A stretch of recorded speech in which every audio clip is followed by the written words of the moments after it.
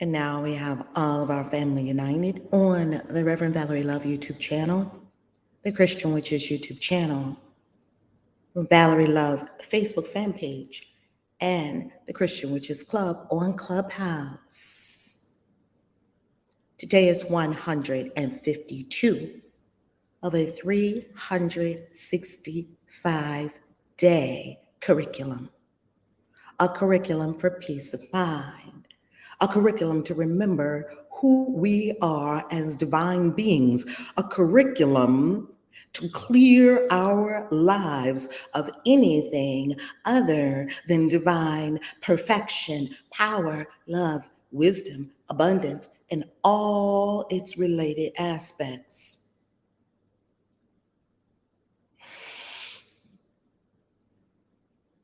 Deep breath. We come together every morning and we invite the whole world to tune in every morning. If you feel so inclined, if you're inspired by what you experience here, by all means, share. Sharing is caring. And connect with us wherever it works best for you and where you can fulfill your commitment to be with us every day in this glorious circle spirit. We call forth the remembrance of the true self. We call forth in our own minds the truth. It's been there all along. We now thank, appreciate, honor, and uplift the ancestors who are our chain link to God. We uphold, honor, appreciate the ascended masters who steal our souls away in the night to their beautiful schools of learning and bring us back safely on angels' wings to meet our bodies as we rise. We thank the ascended master Christ who is leading us on this particular expedition. We give thanks to the ascended master Buddha, the ascended master, the twin of Christ. We give honor to the ascended master, Mistress Kuan Yin, and all of the ascended masters who every day, and every night hold the light of truth for us all. And we give thanks and honor. We appreciate and love the ascended master, who is the keeper of the Aquarian age, Saint Germain.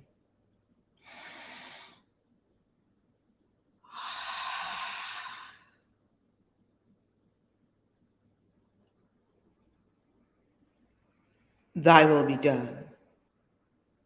Ashe. Amen. And so it is.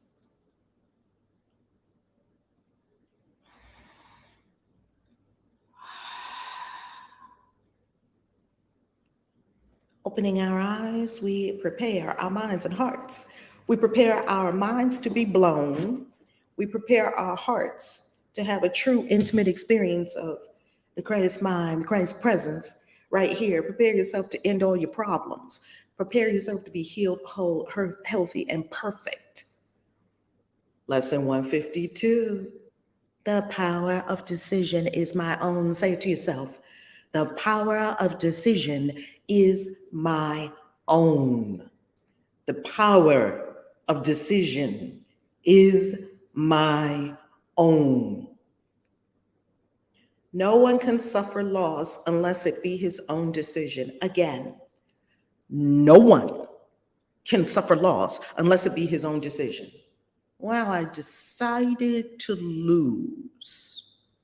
I don't remember deciding to lose. No one suffers pain except his choice elects this state for him. Wow, I chose pain. No one can grieve, nor fear, nor think him sick unless these are the outcomes that he wants. I wanted the outcome of grief, fear, and sickness. I wanted those outcomes. And no one dies without his own consent. No one dies without his own consent. No one dies without his own consent. No one can come kill you. No one can come kill anyone. No one dies without his own consent. Your sole purpose, my beautiful grandson, Eros Divine, as you heard from my daughter, his soul came here in a body and visited upon us to teach us many lessons for 3 weeks and 3 days last year. And then he was out. He said peace. And we said peace and thank you. And Eros Divine lives with us every single day. No one dies without their own consent. This was a mighty soul. I didn't see it when I was looking at a tiny, frail, what looked like infant in the NICU with tubes everywhere. That's what my eyes were telling me, according to yesterday's conversation that we all had as ascended beings, the ascended conversation we were having yesterday about not trusting the 5 senses and being so certain that everything they tell you is so. I was, just all the pieces. And then he made a visitation upon me. His soul made a visitation upon me while I was standing in the bathroom at my son's house while his body was still laying in the NICU. And the soul was probably the biggest soul I'd ever seen to remind me of my experiences with Sandalphon. His ginormous, it was a ginormous being. An old, huge soul, huge. And the first thing I asked him was, why did you come into this frail body? He said, I have many lessons to teach. After he said that, I didn't say anything else, because I knew we were in school. I didn't say anything else. I just sat up and paid attention to the lessons. That's all I did after that. No one dies without his own consent. That soul chose to come into a body for 3 weeks, 3 days, look around, teach us some lessons, and peace be unto you. And it's still with us. Nothing occurs but represents your wish. Everything that ever occurred in your life was your wish, and nothing is omitted that you choose. Anything that you have in your life, you chose it. Nothing's omitted. This is a hard one. Well, we're going to make it soft and easy. Here is your world, complete in all its details. Here is its whole reality for you, and it is only here salvation is. So here's your world, complete in all the details. It's exactly what you ordered from the kitchen of the universe. It's exactly what you ordered. And you say, Reverend Val, I didn't order this body. I didn't order this sickness. I didn't order these pills. I didn't order this dysfunctional relationship. I didn't order this person to be acting toward me the way they are. I didn't order bad kids. I didn't order, yes, you did. And you know what's beautiful about it? The quicker, the sooner we say to ourselves, my whole life I ordered it exactly as it is. This was my order from the kitchen. And the chef did it perfectly. The chef of the universe that's in the kitchen that's cooking up everyone's orders by way of vibration and frequency of what I'm thinking about and ruminating on and meditating on and praying on and feeling and walking around being, I'm getting it all. The sooner we come to terms with that, the better, because then we can do it all consciously. I remember I used to have this coach, and this coach named Sam Ovens. He's probably one of the best coaches I ever had, because he taught me a lot. And one of the things that he said is early on, he said this early on. He said, and this was to get us to take absolute permanent responsibility for everything in our worlds and blame no one for anything. It weakens you. Every time you say you did something, it weakens you.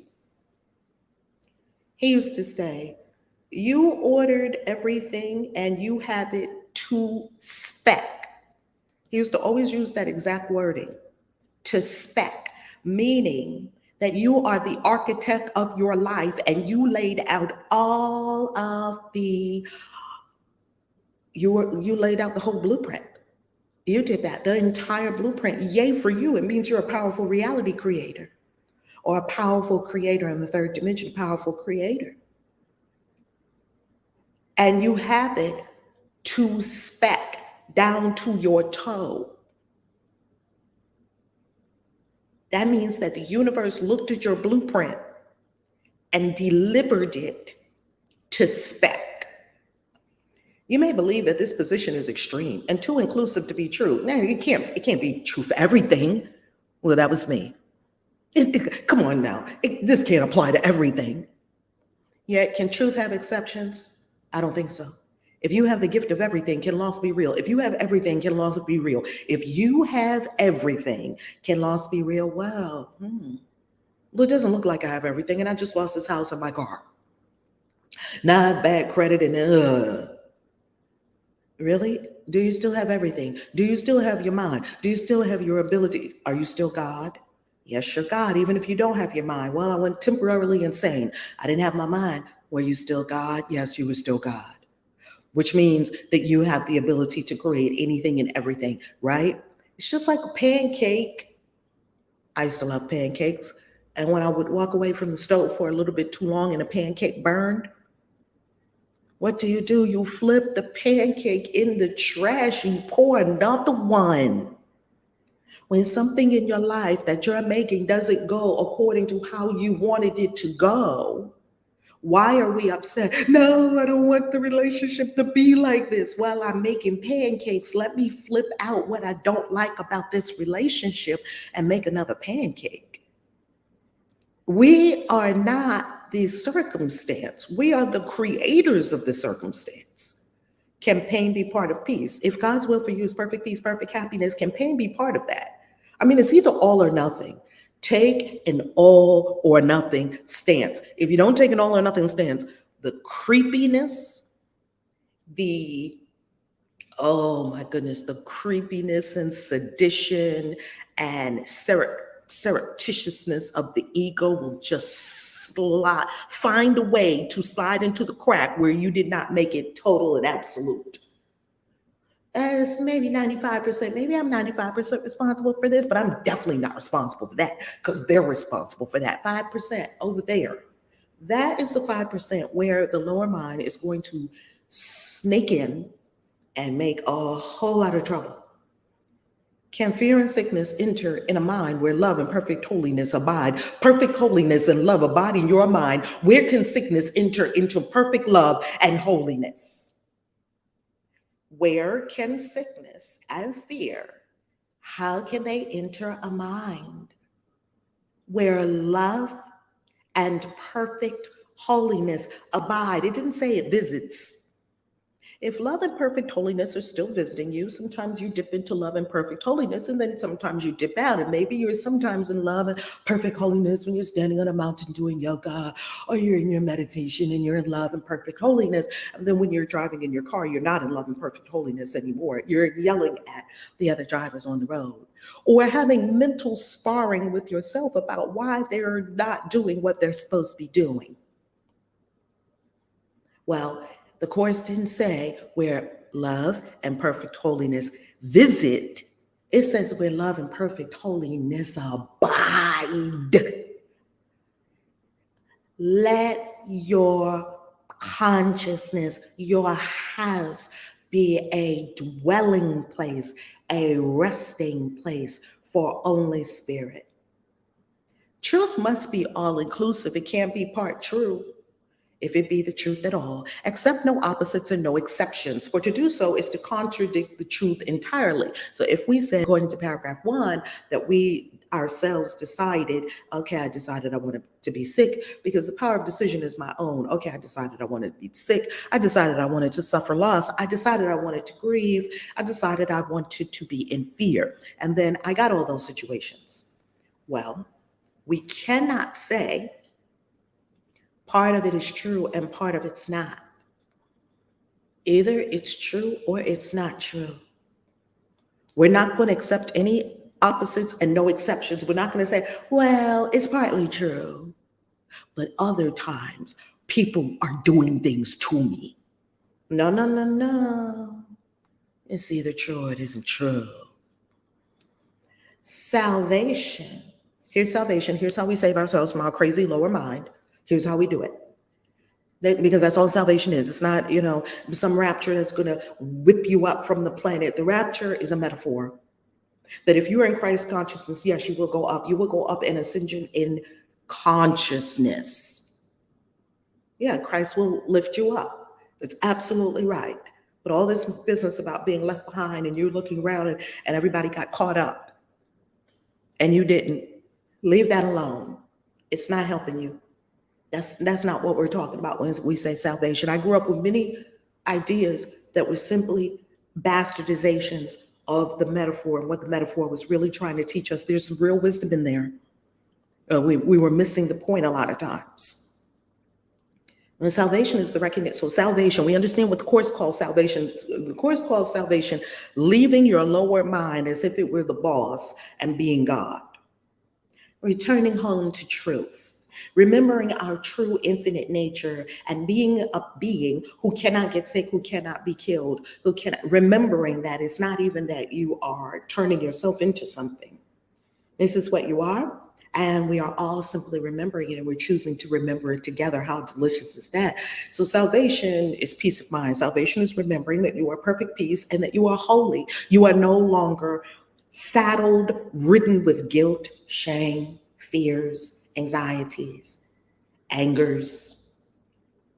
That's salvation. And you do it. You save yourself. No one saves you. You save you. You don't need a savior. You are a savior. Now get up and save yourself so you can save the world. Salvation is the recognition. Let's hear that. What is salvation? It is the recognition, the recognition. It means to again know that the truth is true and nothing else is true. Wow, when I first read that sentence, I don't know how many years ago, I was like, ooh, I carried it with me. The truth is true and nothing else is true. Dang. It just took out all my kind of sorters, whipple waffle, back and forth. Sometimes I'm on it, sometimes I'm not. In and out, non-committal, wishy-washy, flippy-floppy. Get rid of that. It's a bad energy. Oh man, that flippy-floppy, wishy-washy, sometime I am and sometime I'm not. That is a very destructive energy. Take the stance. Truth is true and nothing else is true, and stand on it. And don't just hold other people to the standard. Matter of fact, don't hold anyone else to the standard at all except yourself. This you have heard before, but may not yet accept both parts of it. Truth is true. That means it's true all the time. And nothing else is true. That means it has no opposites or no exceptions. This you have heard before, but may not yet accept both parts of it. Without the first, the second has no meaning. But without the second, is the first no longer true? Truth cannot have an opposite. Some people think the opposite of truth is lie. Truth doesn't have an opposite because what is not true does not exist. It's unreal, it's made up, it's fabricated, it's our imagination inappropriately applied. Truth cannot have an opposite. This cannot be too often said and thought about. I got to think about this all the time. You can't think about it too often. What is true? That's why I started asking myself, is that true? And I wasn't asking my own mind if that was true because my own mind will lie to me. I was asking divine mind, is that true? And then sometimes I would have to pause for a few minutes and let my own lower mind be still. I would have to say peace to my mind, let all my thoughts be still. See, I want all the thoughts to be still because I want only the thoughts that are in this mind, that where I think only the thoughts of God. I was asking my divine mind, is that true? And most of the time it said, no, it's not true. Whew. For if what is not true is true as well as what is true, then part of truth is false. Right. If you can't count on truth, you can't count on anything. That's basically what it's saying. And if you don't accept the whole truth, well, and if lies can be part of it, it ain't true at all. I'm a financial kind of person. I love finances because it's always been fascinating to me what people do, what we as humans do with our money.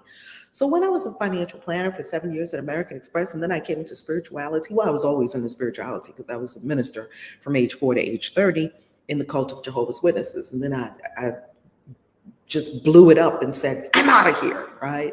I was in depression and desperation and denial, and I had to find the truth. Well, anyway, being a financial advisor, I love studying things all about money. And here is the breakdown of society. You want to know the breakdown of society? I'll tell you the breakdown of society right now.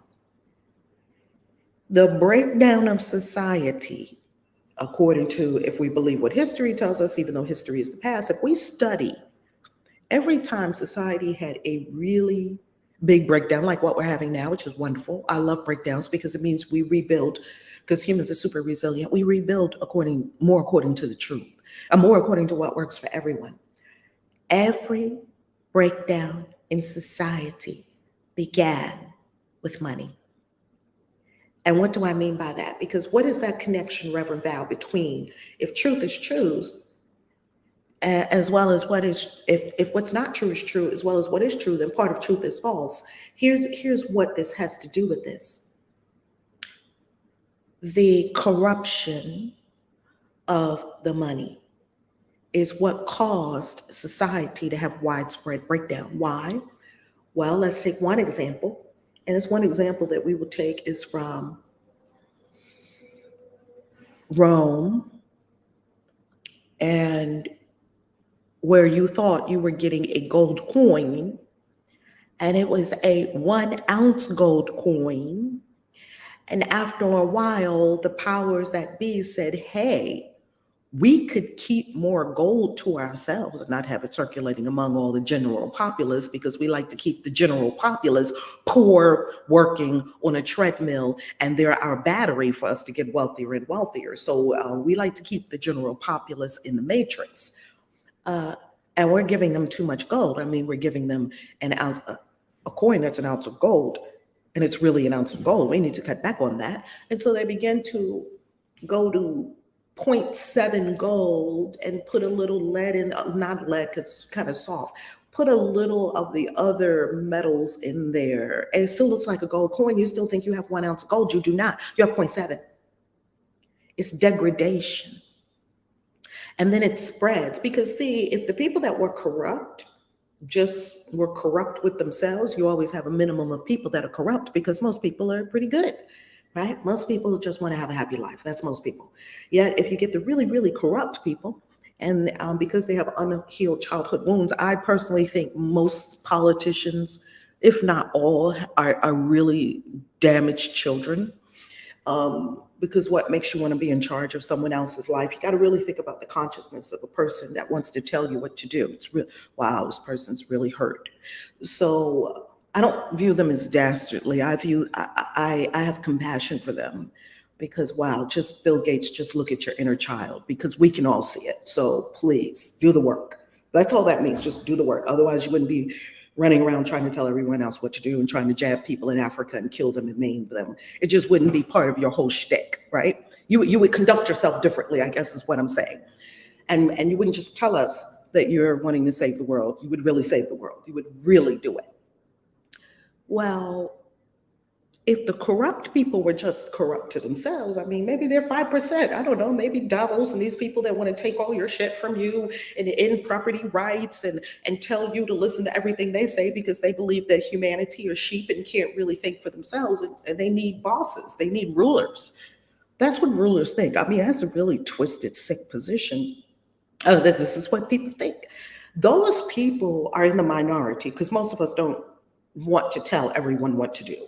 Most of us want to have a beautiful life and create something beautiful on the planet, be fulfilled, live your destiny, and especially if you're here in this circle, yes, that you're going to bring something wonderful and healing to the world. You're going to write books, you're going to do songs and music, you're going to create the gifting that's in you. You're in touch with the gifting that's in you, and that's lifting the world.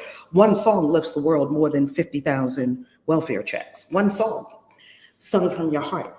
Well, because this tiny, tiny, tiny minority of people can control the money, which everyone needs, herein lies the rub. Here, now they can spread the corruption throughout the general populace and bring everyone down, unless you just get off of that and just get on Bitcoin. However, if you think you're holding a gold coin and it's all gold, but you have other metals swirled in there, you do not have the truth. You have some gold, you don't have an ounce of gold. And you have corruption, you have degradation, and you don't have all truth. That's one thing I love about Bitcoin. Bitcoin is just truth. That's really what Bitcoin is, down to the core. It's simply truth. And truth has lost its meaning. That's why the money loses its meaning. That's why we have what we have now. Runaway, you're talking about $30 trillion being printed in the last 20 years. That is a frightening concept. Not only have they taken that 1 ounce gold and turned it into 0.7, they've turned it into 0.1, and you have 90% trash. It's an absolute degradation. Nothing but the truth is true, and what is false is false. Take a stand for truth that is unwavering, that is a Plymouth Rock. It will give integrity. It will build character. I only stand on the truth, and I am exacting of it with myself and no one else. I'm checking myself. Well, I see. I'm believing something that's not true.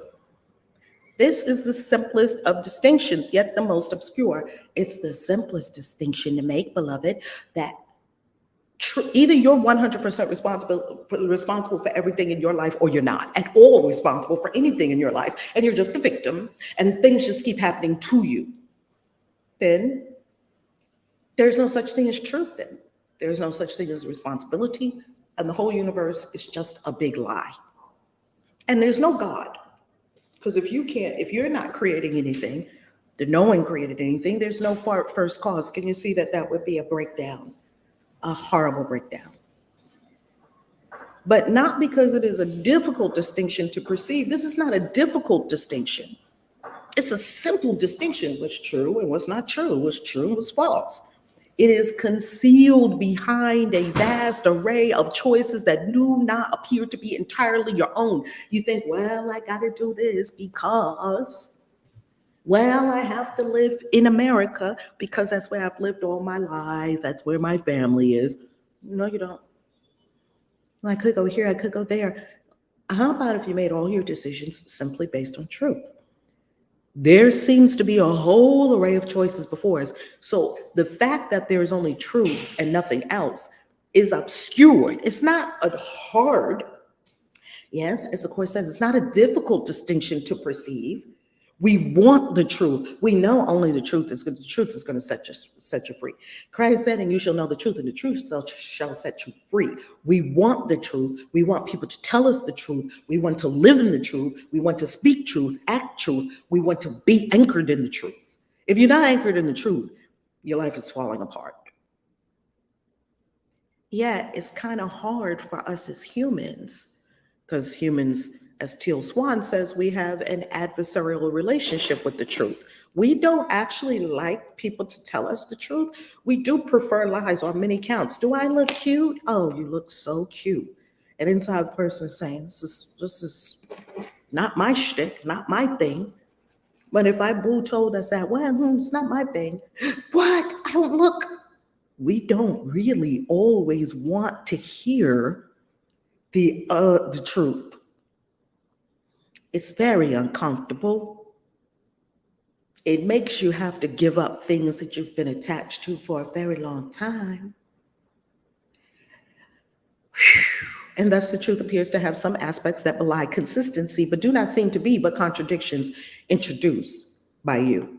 It seems that the truth has contradictions, but I'm not aware that I myself introduced those contradictions well. As God created you, you must remain unchangeable. With transitory states, by definition, false. You can't be in a transitory state. You can't be in love and fear. By definition, it has to be false. So love has to be the truth of your nature. And that includes all shifts in feeling. Well, I was feeling sad, then I was feeling happy, then I was feeling this, and I was feeling that. If you are unchangeable, how can you change? That's not the real you changing. That's not the real you shifting into 50 million feelings in one day. Alterations in conditions of the body and the mind. Alterations in the body and the mind and the conditions of the body and the mind. That seems to be happening all day long in all awareness and in all response. Why does it seem like we keep changing when God made us unchangeable? then these transitory states have to be false. That means they would have to be called into question if we're standing on truth. This is the all-inclusiveness which sets the truth apart from falsehood, and the false kept separate from the truth as what it is. We cannot introduce falsehoods into truth and think that it's going to stand. We cannot make a 1 ounce gold, a coin, into swirled around with some other metals and call it a gold coin. This is not a gold coin. This is a mixed coin. That's what this is. I have gold, I have silver, I absolutely love it. Matter of fact, I carry around sometimes with me silver, a gift. Zaire gave me an incredible gift, a silver coin, ounce, that looks like a Bitcoin, has a B on the front. Oh, I love it. That's a silver coin. You can feel it, it's heavy. It's an ounce of silver.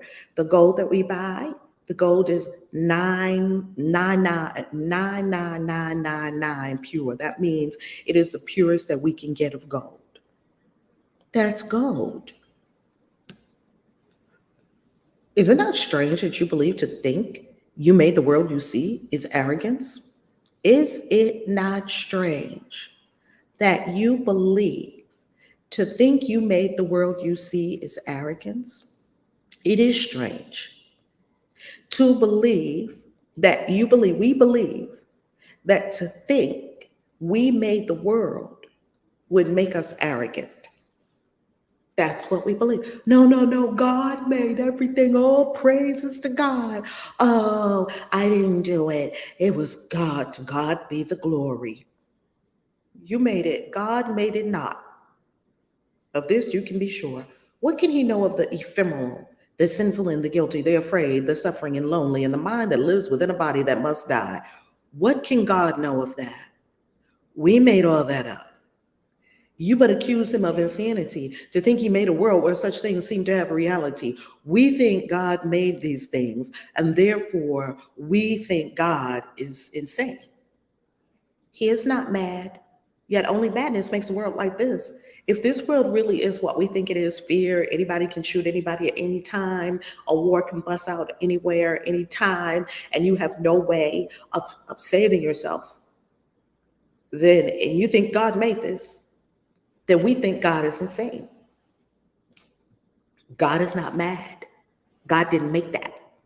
To think that God made chaos, contradicts his will, invented opposites to truth, and suffers death to triumph over life. All this is arrogance. So what is arrogance really? Now, we think it's arrogance to say, I created my world. We think that's arrogance because we were taught in the church that God is the creator. You're not creating anything when you're really creating everything that you experience. And we believe that it is arrogant to say that ye are gods, even though it says it in the Bible. It does say it. Ye are gods. You have all, and it also says in the word that when we were created a chip off the old block, an apple falling from the tree. That, like they say, apples don't fall far from the tree or something like that. We're made of the same God stuff as God. We're creators. Yet to say that is blasphemy, and to say that is arrogance. And what the Course is now telling us is the opposite is arrogance. If you say, no, I'm weak, and God said you're powerful, that is arrogance. Because you're making up something other than what God said.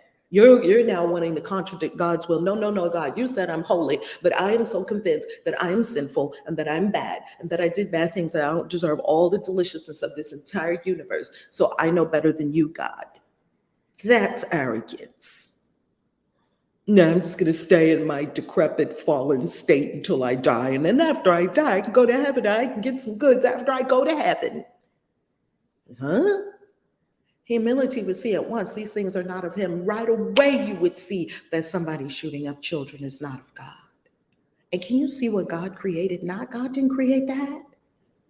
And we think, oh, God brought the babies home. God doesn't do that. To think you can is merely to believe you can perceive what God willed not to be. And one could be more arrogant than this. We can think that something is happening that we think is the will of God, and it is not. Let us today be truly humble. We talked about this on Sunday. If you listen to the Christian Riches Church service on Sunday, please go to the church service and listen to it. The very first one was of the three that you require on this path, you must have on this path. You must have three things on this path. You must go to Christian Riches Church and get all three of them. Plus, you'll get Robert singing, which is absolutely incredible. And if you hear that and you love his singing, absolutely send him some cash apps and bless his life, because his gift of song is incredible, right? That the first one is to come open and empty to spirituality. And the only thing that would allow us to do that is to be humble and accept what we have made as what it is. The power of decision is our own. Accept that everything in your world, you made it. Not in a bad way. Oh, I'm to blame. No, you're not. To me, it just proves how powerful you are, how powerful we all are, that we made all these things up. What could you make up if you really became intentional and were vibrating at your highest according to your true divine essence? What could you make then, baby? Oh, step back and look out. Let us today be truly humble and accept what we have made as what it is. The power of decision is our own. You get to choose. You get to choose if you want to be crazy. You get to choose if you want to be sick. You get to choose if you want to be in loss and grief. You get to choose if you want to be a victim. You're choosing all of it. Decide but to accept your rightful place as co-creator of the universe. Okay, I was choosing craziness. Let me now choose to take my rightful place. It says decide but to accept your rightful place. You're simply accepting what is really rightfully yours. You're co-creator of the universe, and all you think you made will disappear. What rises to awareness then will all be that there ever was, eternally as it is now, that the truth is the only thing there is. Everything else is an illusion. And it will take the place of self-deceptions made, but to usurp the altar to the Father and the Son. All these things, we created them for what? Oh, we had a reason to create them. We had a reason to create them. We created them so that we could not be God and not use our God powers because we were too afraid of it. So we made up self-deceptions. Today we practice true humility. True humility. Abandoning the false pretense by which the ego seeks to prove it arrogant. We're going to abandon everything the ego tells us. Only the ego can be arrogant. When you are standing in your true God powers, you can never be arrogant. When you stand on stage and that is your rightful place, you can never be arrogant. When you stand powerfully and you teach and you share what you have experienced by inspiration and let God speak, you can never be arrogant. Only the ego is arrogant, but truth is humble in acknowledging its mightiness. Bam! This is the misunderstanding of humility. Oh, don't give me much. I'll just stand over here by the wall and not say anything unless you call me, Pastor. I'm just going to just be this wilting little flower here. I promise I won't make a wave in this great big ocean, not a one. If you put me on a boat, I promise I won't rock it because I'm just humble. No, that is arrogance. What? Yeah, that's arrogance. Why? Because it's saying that you're a pitiful little person that doesn't have a voice when God made you mighty. It says it. Truth is humble in acknowledging its mightiness. I acknowledge, you acknowledge, we acknowledge that we are mighty and powerful as God created us. We acknowledge we are gods. If you don't acknowledge you're God, you're arrogant. Because you're saying, no, I'm just a little human when God made you a God. Oh, you know better than God. Well, that's arrogance. Truth is humble in acknowledging its mightiness, its changelessness. I cannot be changed. You cannot be changed. And its eternal wholeness, all encompassing. Sickness cannot enter a mind where it is abiding in eternal wholeness, which is holiness, all encompassing. God's perfect gift to his beloved son, God's perfect gift to you is eternal wholeness. Why would God send you here to get old, get sick, lay in a bed, and then die? Why would God send you here to do that? Or is that something we made up from our crazy and even ignorant beliefs in time when the quantum physicists have proven to us there's no such thing as time? And some of the greatest minds on this planet have said space-time is doomed and we have to come up with another theory. Put it in any Google search, any search, DuckDuckGo search, any web browser you use. Space-time is doomed. And just go down that rabbit hole of quantum physics.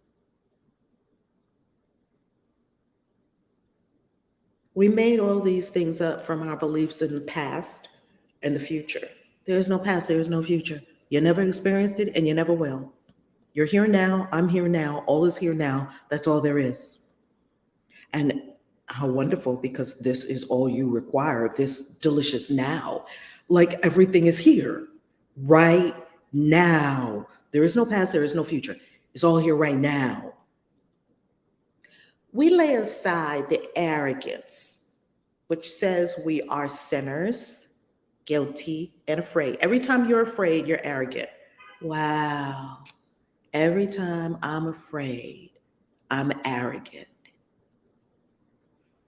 Ashamed of what we are, we're going to lay aside the arrogance, which says that we are sinners, guilty and afraid, ashamed of what we are, and lift our hearts in true humility instead to him who has created us immaculate, like to himself in power and in love. What? Let that sink in for a second.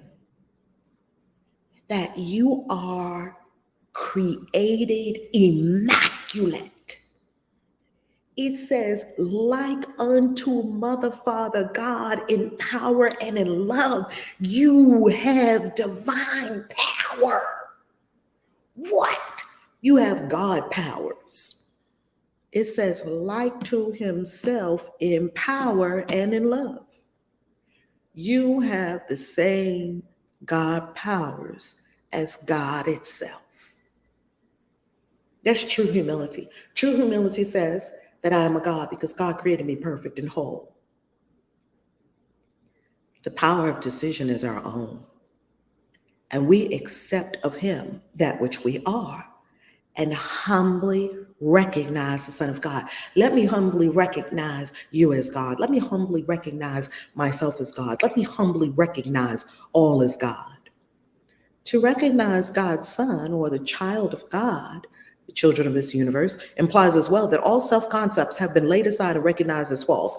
All of those beginning lessons of the course, I would say 1 through 10, is based on breaking down the structures, that it's putting acid on the structures that we have had in our minds so that it can be all disintegrated. I don't know what anything is for.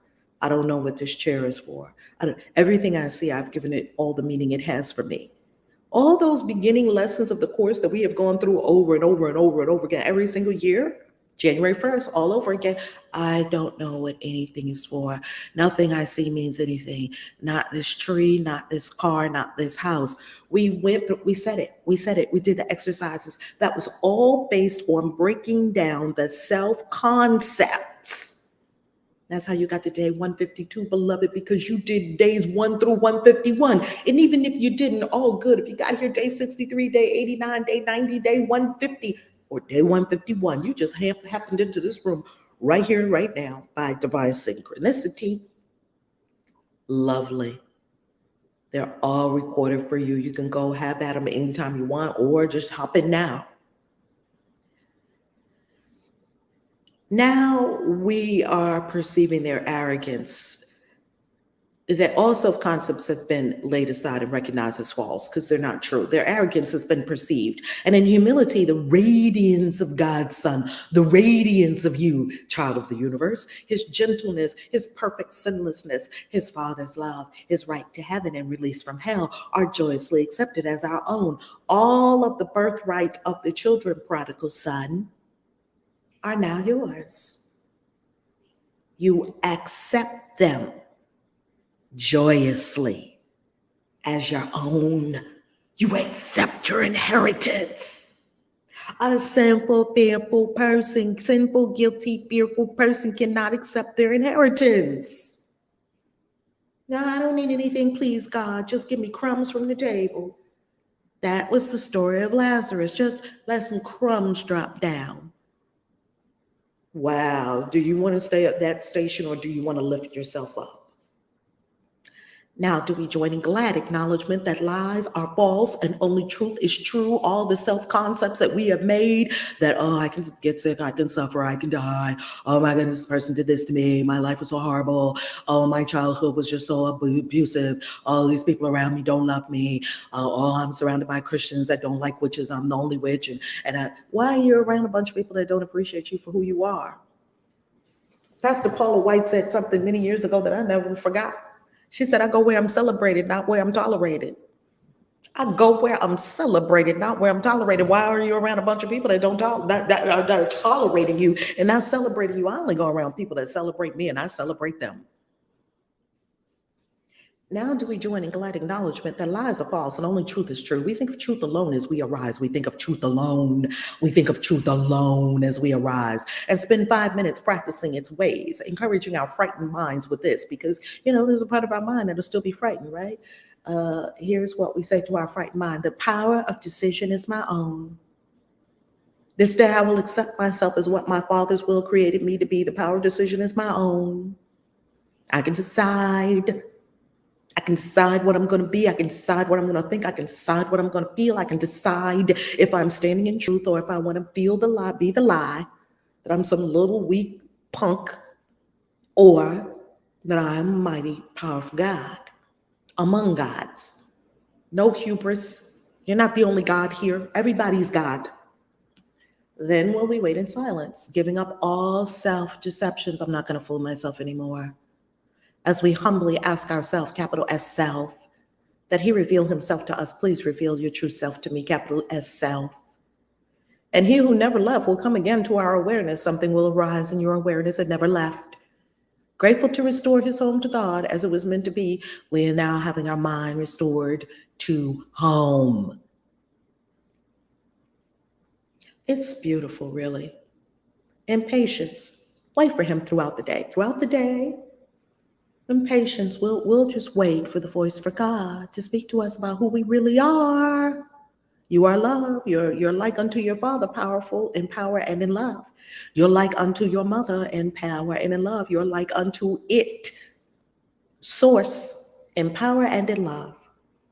And hourly invite him with the words with which the day began. Every hour, the power of decision is my own. You have to remind yourself that. Please don't think things are being foisted upon you either by people in this world or by some big dude God in the sky. No one is foisting anything upon you. You're choosing it all yourself. The power of decision is my own and no one else's.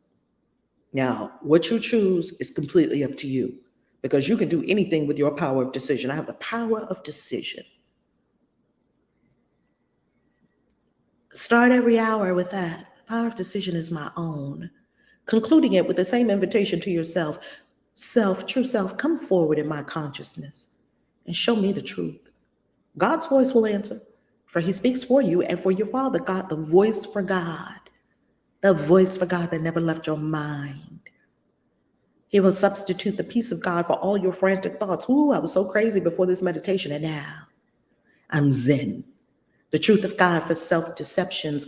He will replace, she will replace, it will replace the truth for all my self-deceptions. I thought I was sick. The truth, you're perfect, and sickness cannot enter a body when the mind is an abiding place of God and only God. Are you entertaining thoughts of sickness? Yeah, I used to entertain. What if I get? Stop. Stop it. Let's just have the peace of God today. That's it. That's not avoidism. That's the truth. The truth of God for self-deceptions and God's Son for your illusions of yourself. Your true self will shine forth rather than who you think you are. And that is A Course in Miracles, lesson 152. I'm Reverend Valerie Love at your service. And we're here every morning at 7 a.m. fulfilling our commitment. And if you feel so inclined, please do make the commitment. And if you're inspired, please do share it and connect with us on all platforms. We're on YouTube, Facebook, and Clubhouse. Connect and come every morning and get your whole life, because I'm sure getting my whole life every morning. You are so loved. You are appreciated. You are loved. You are appreciated. If no one told you that today, ye are God's. There is nothing to fear. There is only the perfection and the holiness of Source in and as your life. Hallelujah. Misty asks, where are you reading that from? Incredible, Misty. I love that question. This is A Course in Miracles. Look below the vid on YouTube and all of these. Misty says, speak the truth, sister. I know that's right. I'm having help to speak the truth. This is from A Course in Miracles. You can get the blue book, or you can follow along online at ACIM.org. Who's her Namaste Life? I'm getting my whole life every morning. Who's her Namaste Life? So am I. Now, family, we must prepare for there's something delicious we're doing this morning, and we'll talk about it a little later. I can't talk about it right now. There's something big and delicious and wonderful we're doing, so I will tell you about that later. Right now, Coach Michelle, can I hand the discussion over to you on Clubhouse, since I must depart? Yes, yes. I know that's right. You got it, Coach Michelle. I love you, family, and I will see you tomorrow. God bless. Family, I love you. We're here every day. If you love this channel, show some love. You know how we do. Engage, share, like. I love you, and I shall see you in the morning. Peace. Valerie Love.